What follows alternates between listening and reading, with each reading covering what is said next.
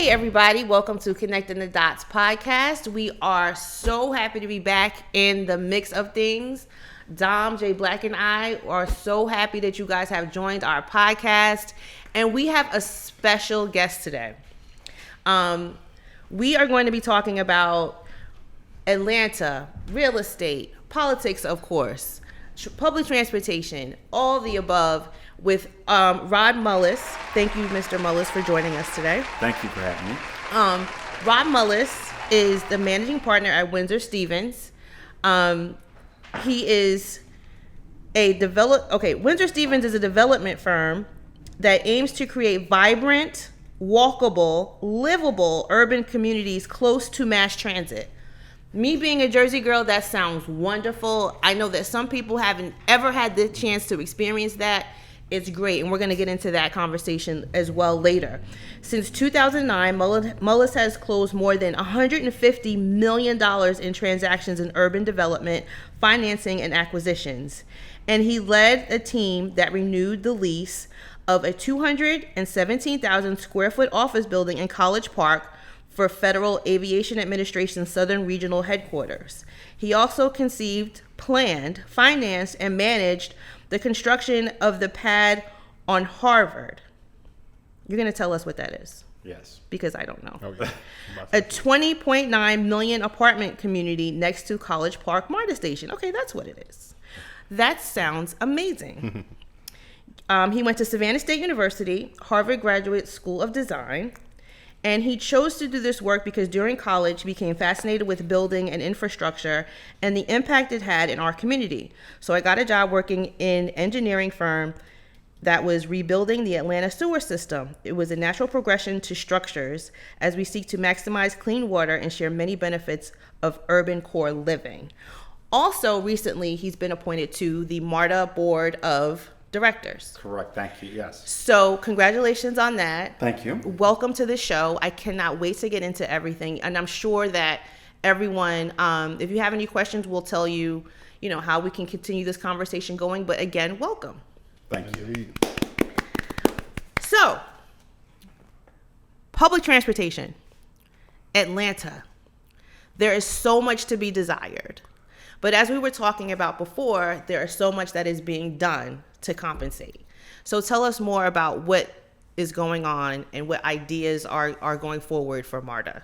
Well, Marta is very active. In 1971, the people of DeKalb County, Fulton County, and the city of Atlanta voted to tax themselves a penny to finance Marta, the creation. And February 17th, 1972, the assets of Atlanta Transit System was transformed over to Marta. And so we're going on our 50th year for Marta. Nice. It's going to come up for this month. And what we are doing is trying to expand Marta.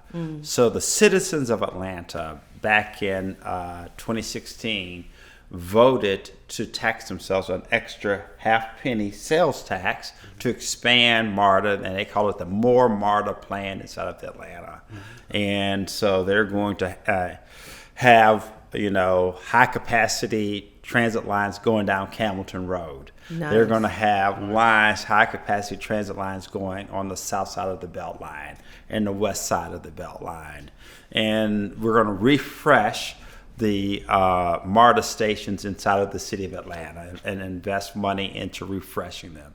And then they're going to try to improve services on the bus lines inside of the city to make sure that they move people faster. And then we're going to be buying more buses. And we're looking at joining some pilot programs where we have some electrical vehicles also. So, that's going to be wonderful. That's Yeah. going to be wonderful. As far as the rail line is concerned, do we see it expanding anytime soon? Yeah, so as part of the More Marta plan, there is a decision that will be coming down the pike to maybe have light rail on Campbellton Road, and look at having some light rail or bus rapid lines on the Beltline and South and West, and looking at trying to have some type of rapid transit down Metropolitan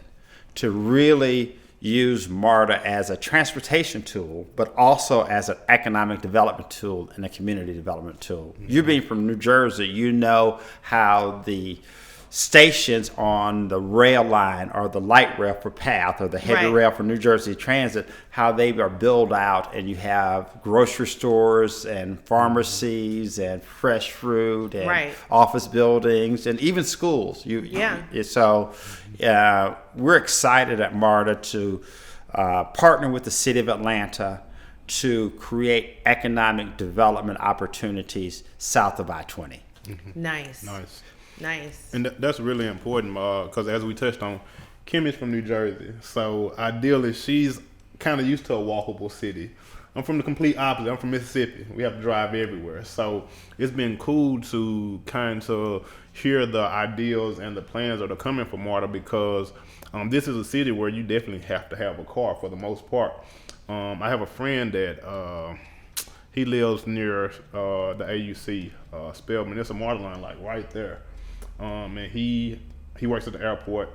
Man, he literally hops, he'll walk from his apartment over to the train station to go to work. And I'm like so jealous. It's like, man, like this is awesome. You literally get to it's amazing. Just walk outside to go hop on the train and go to work. And for someone like her, that's, it's nothing. I miss that. Yeah, I would love to because like we were talking earlier, and the only option you really have right now, depending on we were in Cobb, right? Mm-hmm. So the only option we have is to drive to a park and ride and get on the train, but it lets you off inside the train station. Mm-hmm. So I think more people should take advantage of that because we were talking earlier about how many cities, there's very few cities in this country that have that as an option to literally let you off inside the airport. Yeah. So MARTA lets you off inside the airport, but it's like if you live in Cobb or in Clayton, you still have to kind of drive somewhere. But it would, the gas prices are going up. We're seeing an increase in road rage incidents. The traffic, we don't even have to expand on that. Mm-hmm. So it really gives you more freedom, and it helps you save money. Yeah. Well, the freedom is the key. So, being a transit-oriented developer, we like to say there that you should have at least 3 modes of getting around in your community. You should be able to. You can have a car, you can have one car, whatever. You can have a ride share with a car.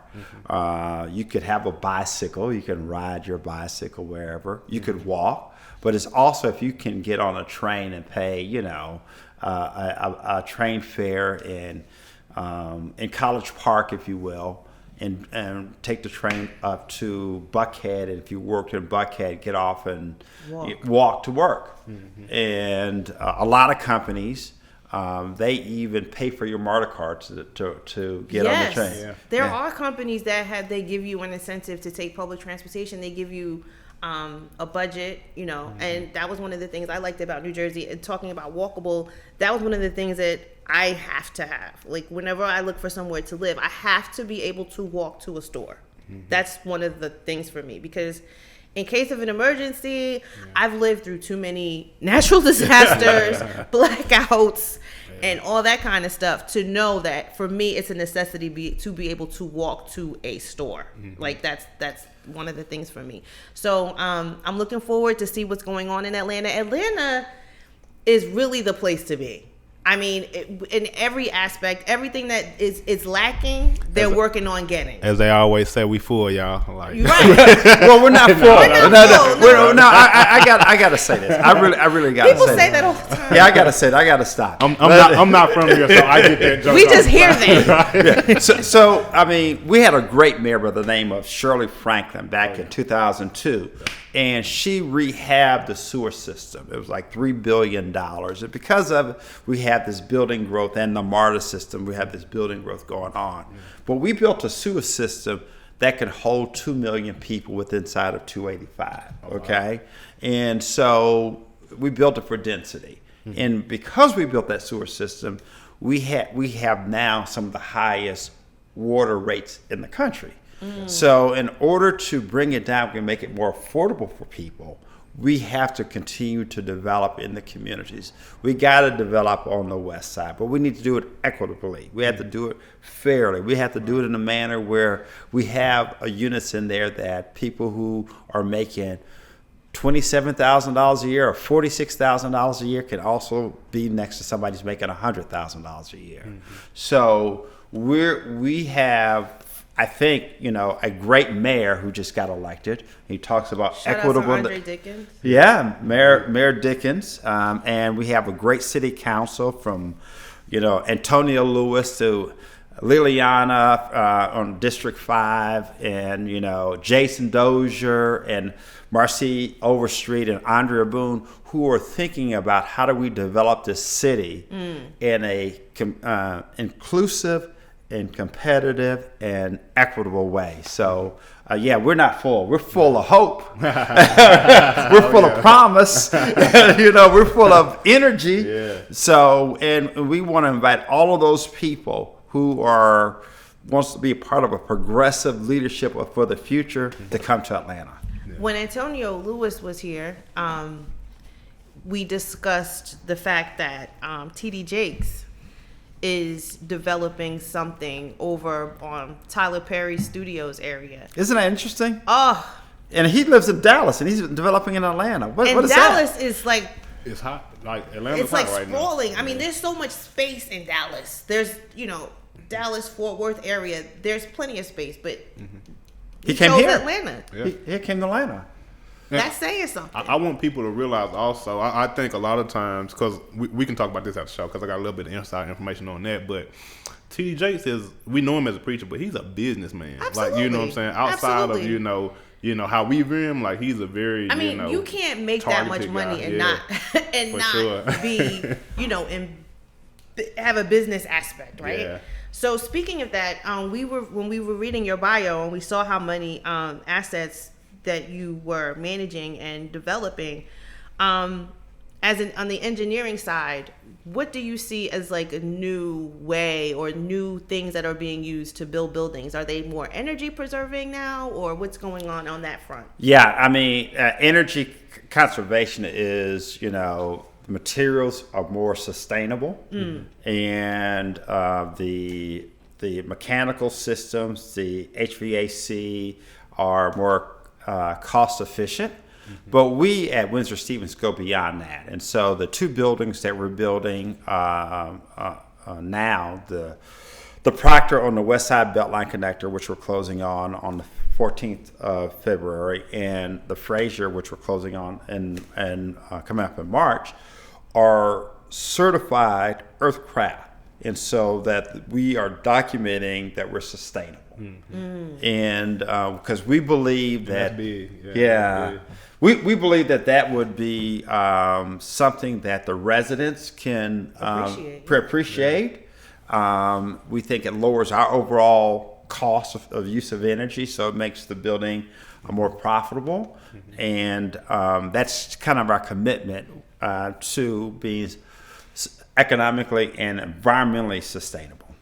Wow. I mean, I know with global warming and all that's going on with that, it makes me question the structural integrity of every building that I'm in. You know what I mean? And I'm just like, this was built in what year? Because every year the codes change, right? Yeah, they adopt it, but the international building codes, City of Atlanta just adopted, I think, a year and a half, 2 years ago. The updates, and so they're always looking to make the buildings more relevant to the current environment and some of the challenges that we face. But Atlanta, being inland, is not as acceptable to the storms that came up to the Northeast in New York and New Jersey, or the storms that we see on the Gulf of Mexico and the South Florida. So we are. We're in a good position because of that, but we are looking at how we manage our energy costs going forward, not today, but 30 years from now. Yeah. Wow.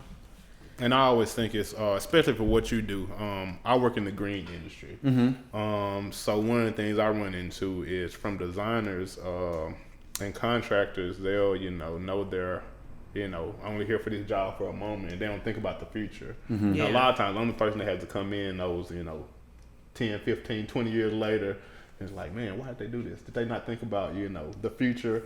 And so it's very, very encouraging to hear people like you on the forefront that are thinking about, 15, 20, even 50 years down the line, because when you are thinking about the evolution of towns, cities, groups of people, the only thing constant in life is change. Like, we're constantly going to be changing. So it's very encouraging to kind of hear your mindset and the plans in place that, could be, coming to Atlanta and probably surrounding areas of great people with minds like yours or, all over the world. we were talking earlier about the impact that Maynard Jackson had and his legacy in the city. So, it felt good to know that there are still people that are fulfilling that legacy as far as like buildings go and the progression of the city. Yeah, and Maynard Jackson was a great leader, but he had people in the business sector who were supporting him. People like Herman J. Russell Sr., the great H.J. Russell fame, who I'm privileged to have done a deal. Actually 2 deals with, and I'm still doing business with his son Michael Russell, who's the CEO of H.J. Russell. Great family, a lot of integrity, and people like Jesse Hill, the very first Black member of the Marta Board of Directors, and he was the person who said, "Hey, we're going to have rail lines, not bus lines, rail lines on the Bankhead station, that Bankhead area." And it's because of his leadership that we now got Microsoft coming over to that neighborhood now. So, it takes a lot of people to keep it going. But the great thing, we had a great leader like Maynard Jackson who could focus and share a vision that we all could get behind, from the business sector, the education sector, the health sector, the medical field. What makes Atlanta unique, in my opinion, is our ability to have such a depth and breadth of leaders who community focus, like Maynard Jackson and Herman Russell and Jesse Hill. Yes. Man, some big names right there. Some big footsteps. That's a part of what makes, proud to live in Atlanta, right? Or in the Atlanta area, that the passion that people have to make this place a progressive place and like the shining star in the South, right? Because I don't know. I mean, I lived in Houston for a while. Their public transportation leaves a lot to be desired, but you have to take into consideration the fact that there's flooding there all the time, and they're at sea level, so they're limited to what they can do. Another thing we were talking about earlier as far as Marta goes, and then we can stop talking about Marta, because I'll talk about Marta all day, okay? And where I see I need improvements at. But Cobb County, the baseball stadium, when the parade happened,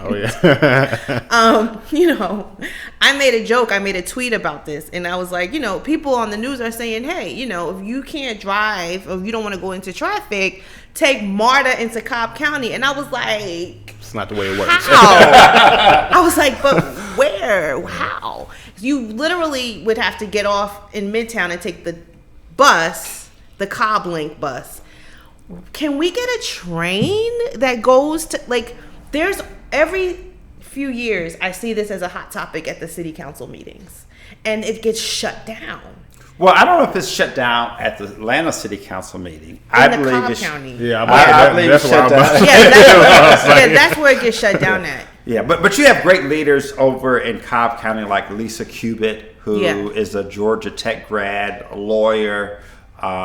She's the chairman of the county commission down there, which is a different mindset. And you have progressive leadership in Cobb County. So, it's all's not lost. But I have to say something about Marta and then the role that Marta plays in economic development. Yeah. Last year, the city of Atlanta proper issued $5 billion of building permits. Oh, wow. That's a lot of money. It's a lot of money. Yeah. The second closest municipality was Fulton County, around $2 billion. Third was DeKalb County, that's around $1.9 billion.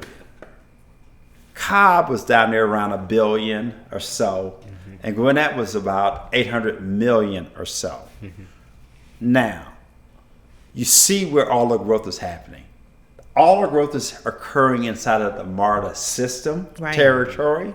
So at some point in time, folks will say that decision that leaders like Jesse Hill and Sam Massell and Shirley Franklin and Andrew Young made back in 71 is paying off 50 years later. And so progressive leadership works. Yeah. That's all I can say. Yeah. Everybody. I mean, every elections matter, y'all. Yeah. Elections matter, and like you said, we're still seeing the benefits of decisions that people made 40, 50 years ago. And so if you want something, you have to vote for people that are for that thing, right? So, I mean, that's all I'm going to say about that, because I don't even live in Cobb County anymore. So I'm not even have to worry about it. Dom, you better follow we're still up. holding it down for right now. So where do you see Atlanta? Do you see in like maybe in the foreseeable future, say like 10 years, do you think that we'll have more of those walkable neighborhoods? Yeah. So if you look at the Atlanta and you look at the MARTA system in Atlanta and in the region, there are 38 stations. If you're able to draw a circle around each of those stations, that's a half mile in radius. Yeah. That's about 500 acres.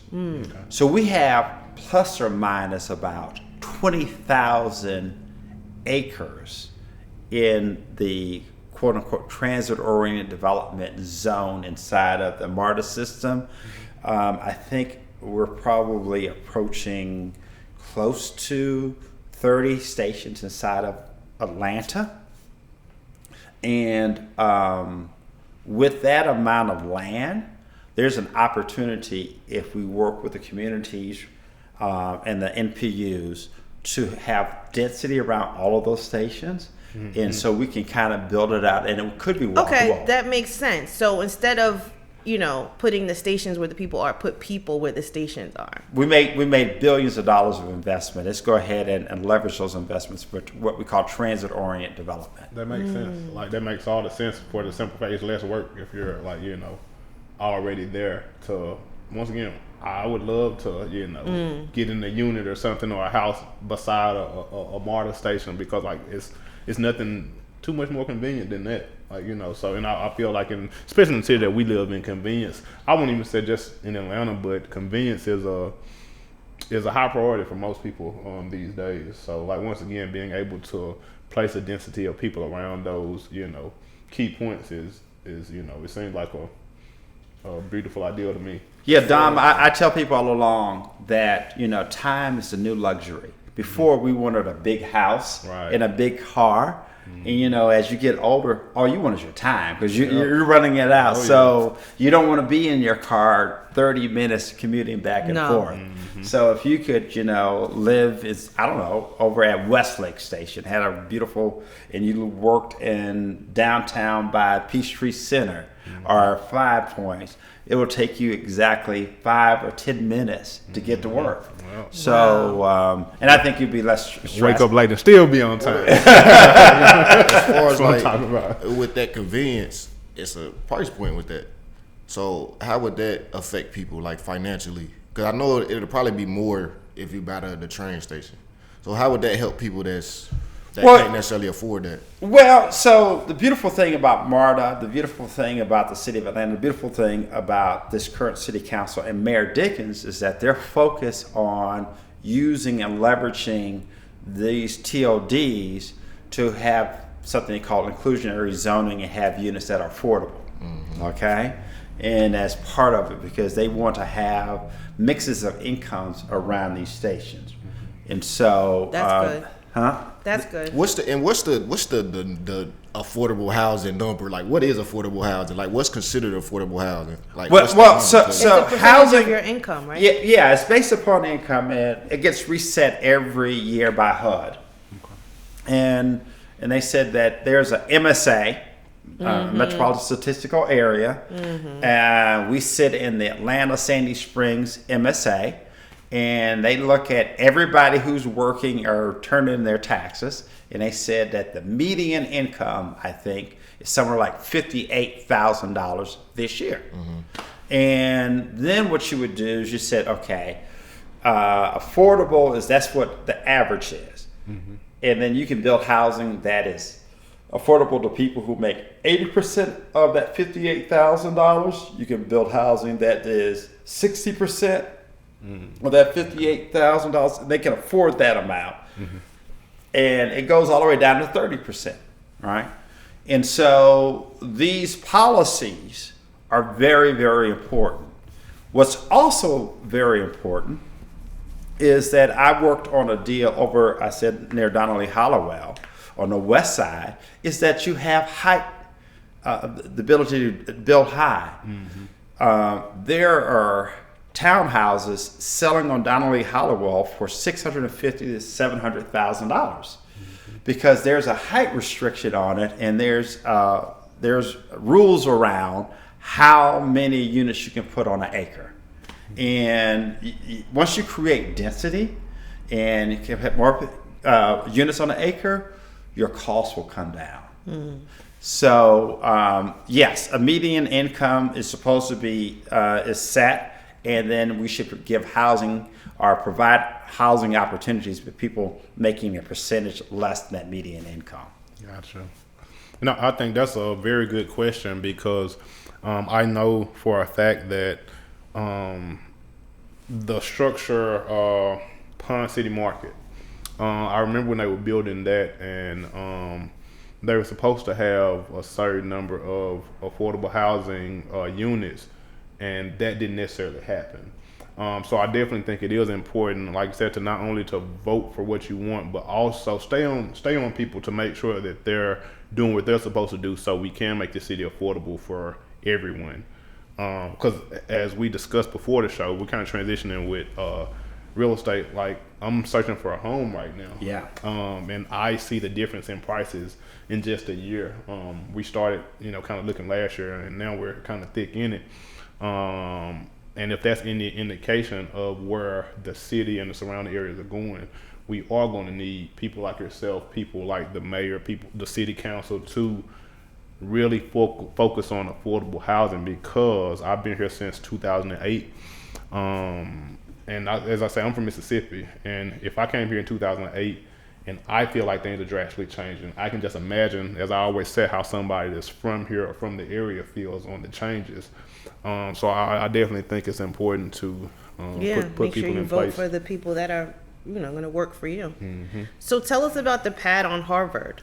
Well, Pad on Harvard was a vision I had that we could build a market rate deal in a community that did not have a market rate deal in 50 years. Oh, wow. That's a long time. That's a long time. And so we, I believe very strongly in the TOD model. I did some consulting for Marta back in 2000. What's that? What's the TOD model?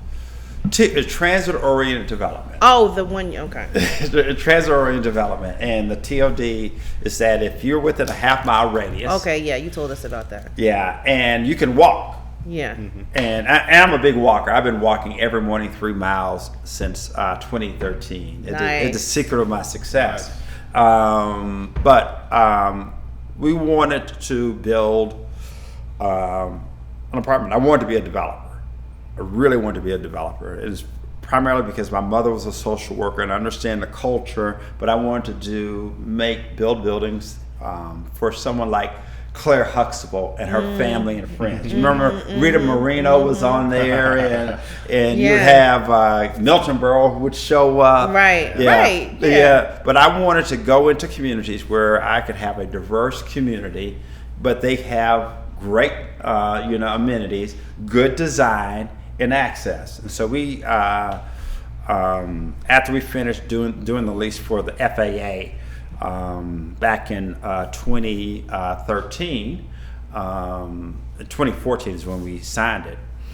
I was walking past the site from next to the FAA, and I had a friend with me who ended up being my partner, Mel Canetti, and I said, I'd like to build an apartment complex on this lot. The lot had one house on it, and 3.5 acres, and we assembled it. I assembled the lot in April. I started in April 2014. We got all of the sellers to sell it to us, signed a contract by August of 2018. Nice. And we got the zoning, and we put together the business plan, and on May of 2015, we had raised $16.8 million. Nice. Yeah, we need to hang out with him, man. See how we can raise us some, funds like that. Well, That's it was a business nice. plan. It was something bigger than us. Yeah. Right. And I think that people will invest with you if you are talking about a vision bigger than yourself, and that is, focused on the community that you serve. Nice. Yeah, so it's a 109 unit building. We built it for $16.8 million. We sold it last year, March, for around $20 million. And we gave money back to our investors, and we were very, very happy about it. And so were I say they. investors like, And so were that, they. You give them money back. That's right. So I see a trend now in home building, and Dom, you could probably confirm this too in your shopping for homes. Everything they're building now is up. You see those 3-story homes, and everyone has like these tall homes, no yard, no nothing. So is there a reason? I mean, even in Texas, most of the new homes are not the traditional homes. They're just more like the city. Yeah. 3-story, the patios on the roof. Is it because of the space now, or is it? Well, the cost of land is expensive. Yeah. And so if you go wide versus going vertical up, then you're using more land. Yeah. And so And it's land's the only thing they're not making anymore. they're not going to make any more land. Yeah. And so it's really important to have really strong design partners, engineers, structural engineers, MEP engineers, architects who can do buildings that are 36 feet in the air, 45, or our latest building, which is 89 feet in the air. Okay. How many stories is that? That's 8 stories with the parapet. It's on 1.01 acres. It's called the Proctor, and we're putting 200,000 square foot on 1 acre, which is Nice. That's pretty impressive. Wow. Yeah. And I know there's some design that goes into that for sure. Just because, that's we're getting to the point of where we can't go wider. Right. Just get We to the New can't, Jersey, yeah. and we got to start building up if it makes sense. So I have been seeing that trend of kind of what you're talking about. I mean, I like it, but I'm used to living like that. I think the days of kind of the homes you're talking about are going to begin to like I said, I'm from the country. You're gonna have to go out, buy you some land, set you a house on it, but I don't think many people are gonna be doing that as far as developing, Yeah, probably not. from a space standpoint. So how far out, do you see? Because Atlanta is still very much inside of 285, right? So how far out do you see this really progressive development happening in the future? Well, believe it or not, if you go to places like Swanee, okay, or if you go to places like downtown Duluth or in Smyrna, they have these town centers now. Yes. So there's villages, right? Yes. And you see people living on top of the shops, right? Yes. Yeah. Yes. So there's, in my opinion, people want a place to be made for them. Where they could come back and connect with other people, right? Right. And we want our own space, but we want to have a social life also. Sure. Right. We want to be on Facebook and Instagram and Snapchat, but we want to meet up with our people while Right. we're there. So I think that I believe in new urbanism, where you can go someplace, an amphitheater, and see a musical. You can see anywhere from the Frankie Beverly and Mays to, Dojo Cat. I don't know. No, something for everybody. Yeah, I think Smyrna has been very successful in doing that with the Cobb Performance Arts Center, I think it is, and like cities like Sewanee. I mean, they are creating places where people don't really have to come into the city anymore. And that was my wife, that's one of her things. She wants amenities around like where we live, and she's very Atlanta centered. And me, I'm all over the place. Like I drive for work, so I might be in Sewanee, I might be in Southport, and I might be in. So you see them too. So I see different communities. And as we started exploring, the Sewanees, the Duluths and different things, she got there. She's like, "Oh man, they have." That's what I'm trying to tell her. I was like, a lot of times when you get into these places, you don't have to come to the city. Ideally, so like you were saying, everybody wants something, where they live, to where where there's grocery stores, where there's entertainment, where that's going across the street to talk to your friend. Like everybody wants community. And to have that space, or to have a home where you can entertain, or there's a community center. And I feel like we can go back to what we talked about on another show. Atlanta influences everything. Right. I feel like as people like yourself and other people in the city continue to make some of these areas more desirable. More desirable, and people can live there. As Atlanta starts expanding, you'll start seeing the places on the outside of it almost starting to connect, because it's almost like a Lego piece. I always tell people Atlanta is built very uniquely to the point to where when they say the Atlanta metro area, they really mean it. It's really all connected. So I think that we will start to see, other places, even like you were saying, like how long will it take for Marta to go to Cobb? I feel like, once again, the idea of that 10 years ago was crazy to a lot of people. But now it's kind of like, Well, like the government in Cobb kept shutting it. The people in Cobb kept shutting it down. But now you see, like, when the Braves won the World Series and they were having parades and stuff, like, people really want to become involved. They have the Battery. I mean, there's restaurants, there's entertainment spaces. And, I mean, I get it, them wanting to just keep the Cobb residents. And once again, we're both Cobb residents. Well, you just moved, but you spend a lot of time in Cobb. Yeah. I get that, but is that economically? But check this out. You can go ahead. Yeah, I mean, I think it's going to be. I think first of all, they're called the Atlanta Braves, not the Cobb Braves. Okay. Right. So they're called the So we Atlanta influences everything. I think that there is a realization that for some jurisdictions that they are going to get left behind economically if they don't have the infrastructure to keep everybody moving there. And I'll just tell you the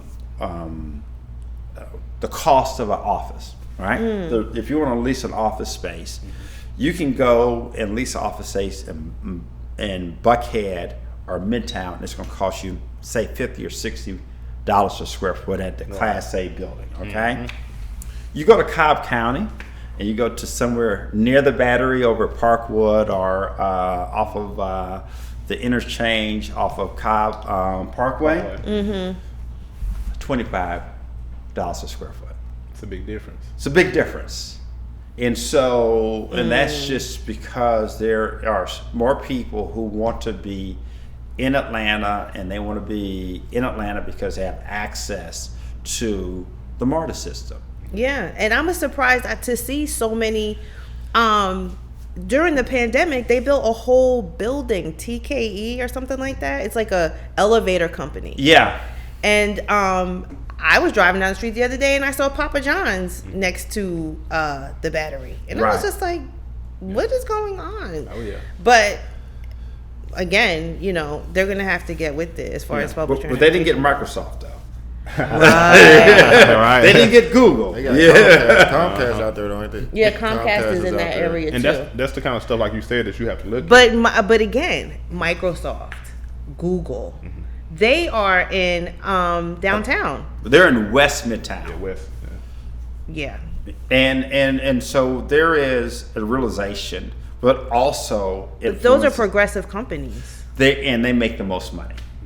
I mean, Yeah. I love Papa John's Pizza, but they don't make as much money as Google and Microsoft. Okay, Right. So they went with the less expensive real estate, right? obviously. Yeah, and so maybe they need that $25 a square foot, Right. That's business decisions right there. Right. Right. Then Whole Foods just built like up by Atlantic Station. Whole Foods just built like a headquarters. I don't know. I think that's a real Whole Foods. It's just one of the new ones, and it looks okay. different. You're talking about on 14th Street? Yeah. Oh, that's a beautiful Whole Foods, man. Yeah, I think that's a real That's like the supermarket. Whole Foods. Yeah, that's like, yeah. It's a Whole Foods inside of an apartment building, yeah. and that's how they're thinking about how people are served. So literally you could walk there. Or come downstairs and go. Go to the hot bar. Get you So something to eat. how did the pandemic change or affect real estate? Well, so it's really interesting. We had two buildings down by the airport, and so when it first came in, we were petrified, right? Delta would ask for 20,000 people for early retirement. The airport was at 25% capacity, and one of our biggest drivers down in College Park is Woodward Academy, and they were all virtual. But by the time we got around to July, everybody from New York, California, Ohio were leaving and moving to Atlanta. So the market just got better and better and better and better. Yeah. And I think a lot of that occurred because we talked about Keisha Lance Bottoms, the way she kind of handled some things people agreed with, some people they didn't agree with, but one thing was for sure, she was going to hold everybody accountable. And I think that attracted, people to Atlanta. I think that the weather attracted people to Atlanta. And the lack of mandates. The lack of mandates attracted people to Atlanta. And our economy just kept going and going and going. And so it was rough between April and July.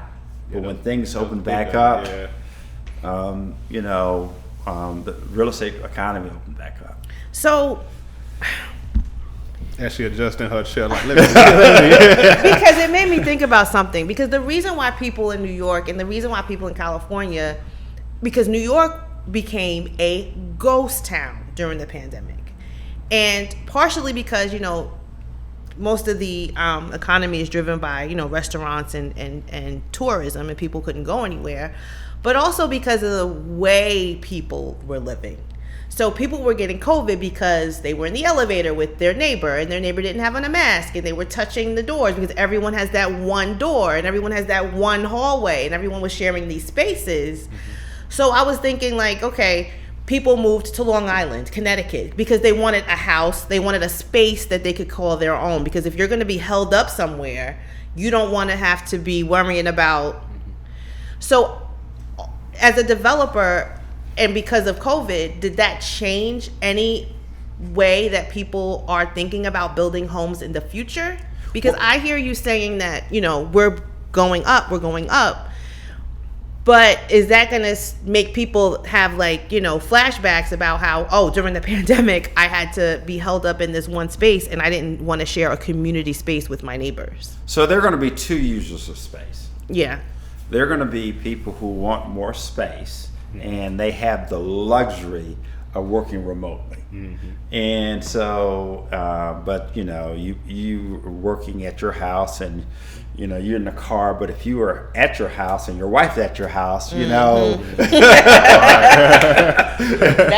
days, right? So, and you guys are in a 2-bedroom apartment that's about 800 to 1,000 square feet. Somebody's going to get on somebody's nerve, right? And so, absolutely. So you're seeing people who are working remotely, who don't have to go into the office, moving out farther and getting a townhouse that's 1,800 square feet, and where there's 3 levels, right? And they Yes. can go. Yes. She can be up on the 3rd level. You can be down on the 1st level, Right. And y'all just meet up for lunch in the kitchen, right? Yeah. And then on the 2nd level. Yeah. So those are users of space, and then there are people who gotta be at their job, and so they are. They have to be. They're in a mission critical position. So if you were a EMT or a doctor or a nurse and you had to be in the office, you didn't want to be 30 or 40 or 50 miles away from your job. So you're going to still stay there, right? And so so the real estate is going to be broken out by what does the user of the space do. Yeah, because you like you said, so because after we see people going back to work, those people are gonna still come back and have to be at the restaurant, at the bar, at the store working. I get it. So it really, So we'll see both, and people will fall into whatever fits them. So there's still a need, to answer my question, for both. I tell people that people make choices about real estate based upon what they love, Right. or who they love. So they're gonna figure out how to spend time doing what they love or being with who they love, and they're gonna make their choice around real estate based upon that. Love is the most powerful force in the universe. I tell people that all the time. It is the most powerful. Anything you see that happens, any decision that's made, anything important, that was the reason. I say that all the time. And I definitely, to both of you all's point, once again, actually looking. One of my favorite parts of like home searching right now is you kind of get to be nosy. Like you get to go in the houses and you get to see how people live. And of course, like me and my wife, we don't have any kids right now, so our decision making is very selfish right now. I can imagine if we had like a kid that we think probably a little bit stronger about school systems or like just different things. So like that's definitely a strong point of what you're saying, that people really do. And a lot of times I think we as people, and it's human nature, a lot of times we look at things from our point of view. But like, there are billions of people in the world and everybody has different situations, and real estate should definitely reflect that. So I definitely think that as your mindset says, we got to have a little something for everybody. To make this city, this world as strong as it should be. And a lot of times we don't think in those ways, but when you sit back and think about it, like, I want a place for the young people to be able to go over there and have a good time. Someone had to have it right here. Like, I'm old now, like, what I'm saying? I ain't trying to deal with all that racket. Like, I know. I'm going through a rezoning right now. I'm going through a rezoning right now over on Cascade Road. I love that area. It's a beautiful area, isn't it? I just want it to be better. I feel like you it's know coming. what I'm saying? It's coming. But I looked at a house over there and I was like, I want to buy this house, but there's like tires on the corner and there's like this house across the street is abandoned and there's people in it. I can't do it, but it's so nice over there. It is well. So and we have a responsibility to take care of our community. Right. We have some great leaders over there. We have Mayor Andre Dickens grew up in Adamsville. Yes. And I know he's all about That's a cleaning beautiful up the neighborhood. community. Yeah. Andrea Boone and Marcia Overstreet over there. But, we have houses over there. And, everybody in the country knows about Southwest Atlanta and how well and how prominent the SWATs and how prominent it is. It's in every movie. Oh, yeah. It's in every movie. They're cult classics. When you think Atlanta, you think Atlanta. Yeah. Hey. Yeah. And but so a lot of the houses over there are vintage 1990s and 2000s, and they're single family. The prices are going up really, really fast. And we said, hey, let's build some townhouses, because it is the only cluster, the Board of Education is the only cluster in the city of Atlanta from an educational cluster where they're not adding a lot of students to the school system. And we wanted to build, we're proposing to build 66 townhouses over there. And there will be on roughly about 4.8 acres. Okay. And we're doing it because we want you, Dom, to come to Cascade, okay? And you may not want to do the yard work, right? But we want to have we want a trail for you. And then when you decide to have kids, then you can send them to school over there, right? And so we think it's important to have housing choices, not some townhouses that you can own, right. Some neighbors, and it's more cost effective for somebody, at your age and your stage of your career versus somebody who's 65 years old, and we want to have housing options for all communities in Atlanta. Right. Thank God.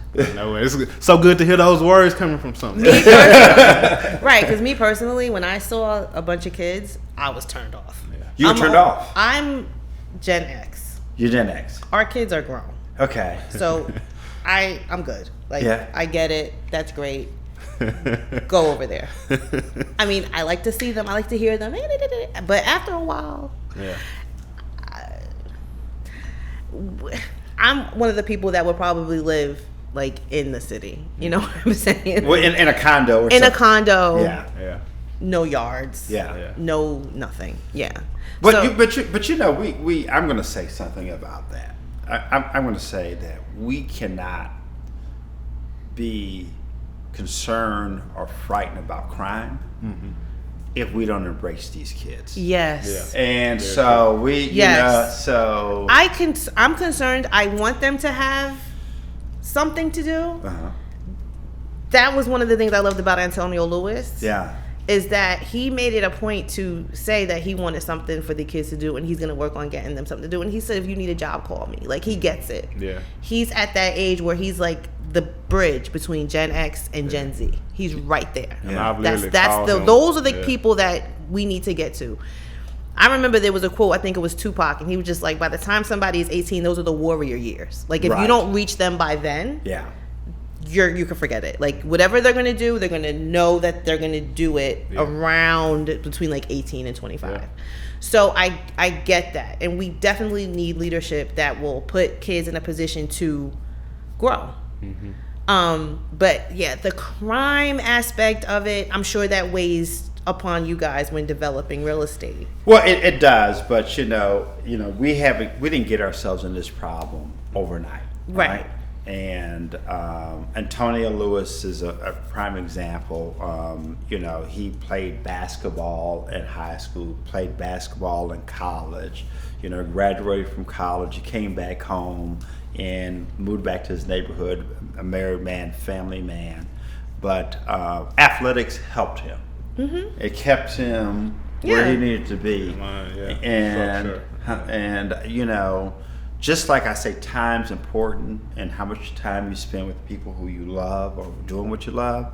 We have to, think about how we program the lives of these young boys and girls. If they come home, if they're out of school at 2:30 or whatever, what are we doing to help them stay up with their homework, and what are we doing to keep that energy that they have channeled in the right way? And so I grew up in a relatively small town, but everybody in that community was checking on you and looking out for you, and so we need that sense of community. I think that we got away from that when people stopped owning their property.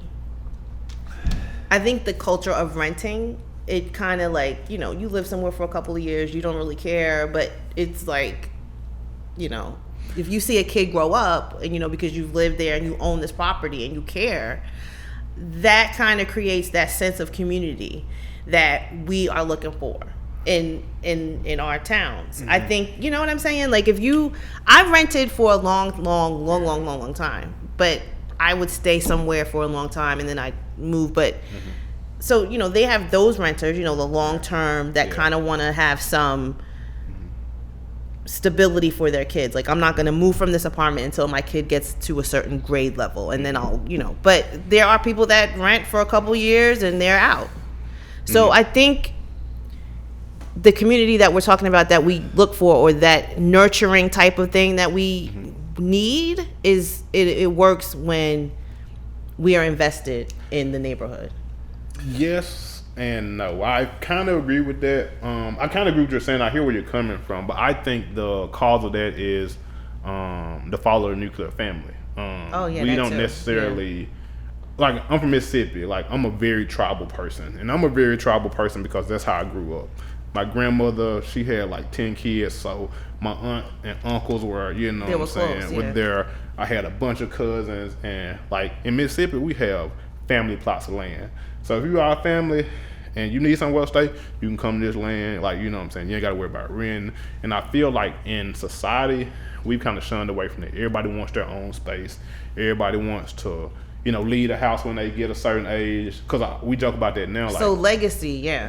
Like legacy. So I think until we get back to, and that's one of the things even kind of I am almost sad about sometimes, because I remember growing up with all my aunts and uncles and cousins and everybody there. But now, like, me and my wife have kids, like, I only have one sister. So they'll have an aunt, but they won't have that plethora of just love and abundance and, Jay Black's family is like that. They all in the same farm. Place. So, like, and that's what I'm saying. We gotta, like, when they saying don't sell grandma's house, like, legit, like, if you are able to, keep those glues of family structure together, I feel like we got to become more serious about doing that, because it has other fallouts, like you're talking about now, where you don't know your neighbor, you're not concerned about who they are, because it's not that ingrown family type of deal.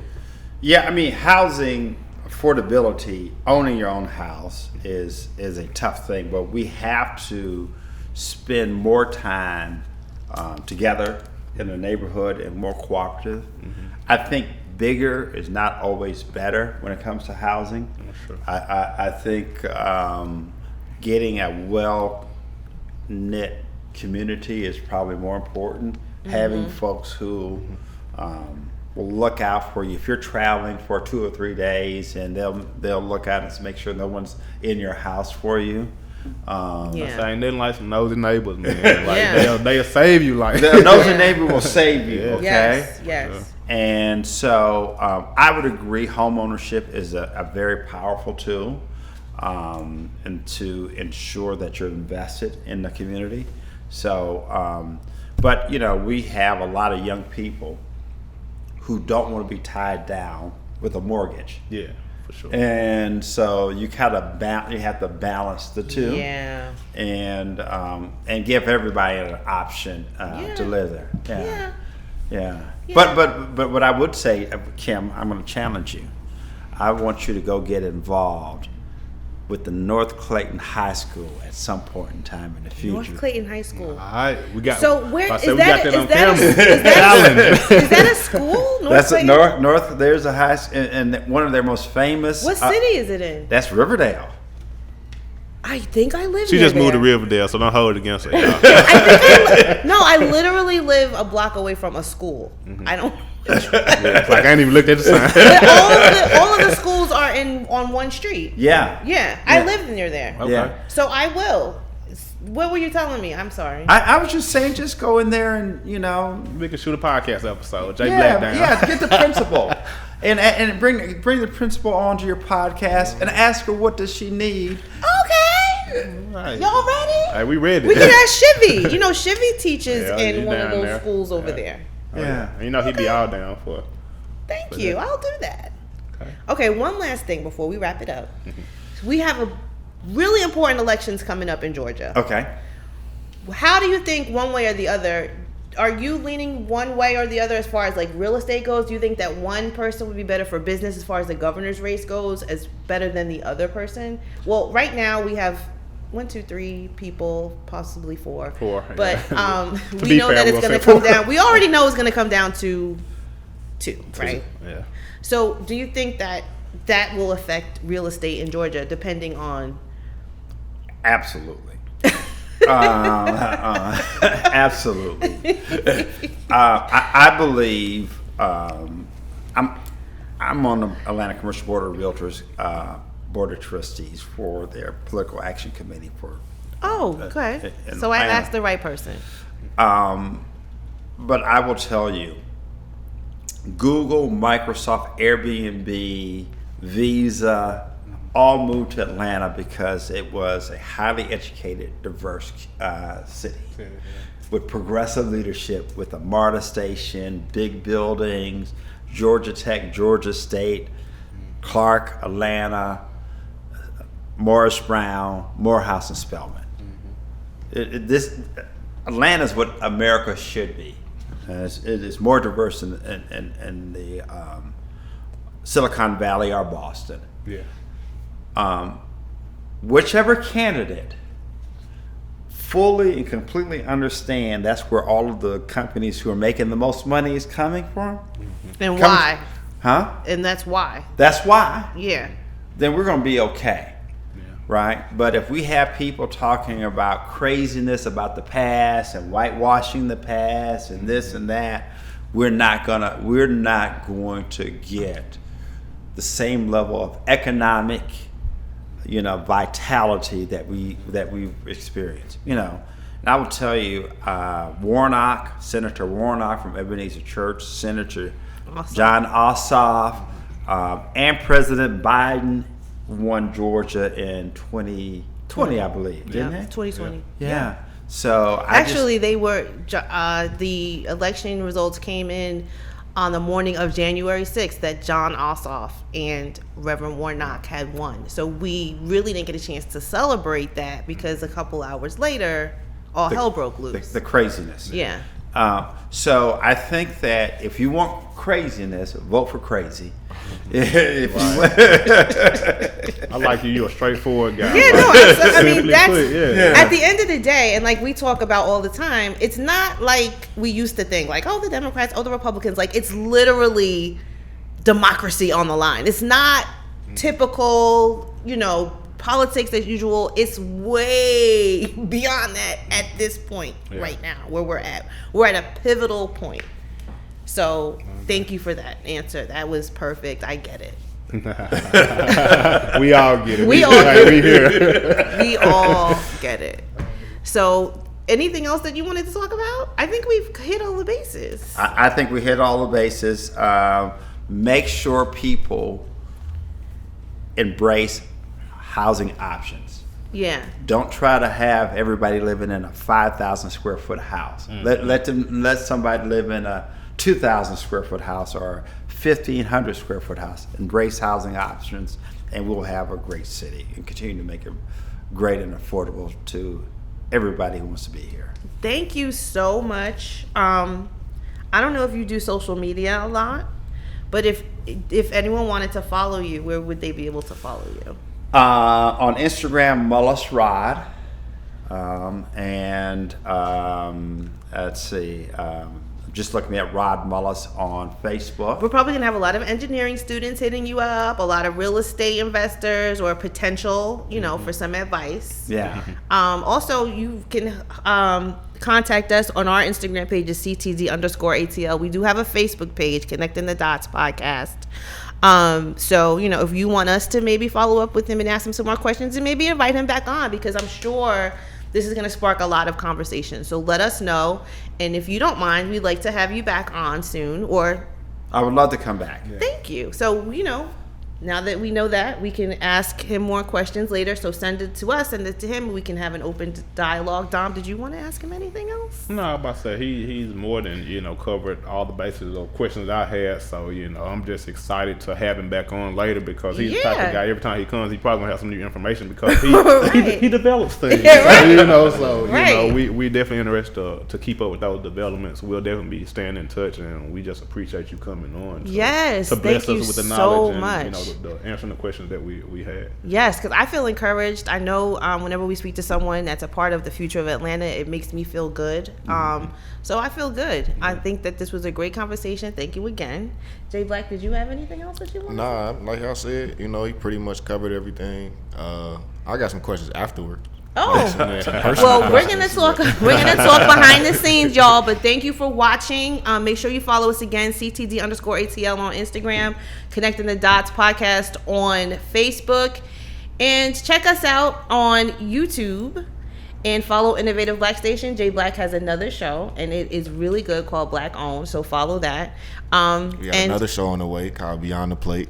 Oh, Okay. A cooking competition. well, I didn't know that. I'm about to go find out about that. And Jay so Black breaking news. we will talk to you guys later. Thank you. Have a good day. Peace.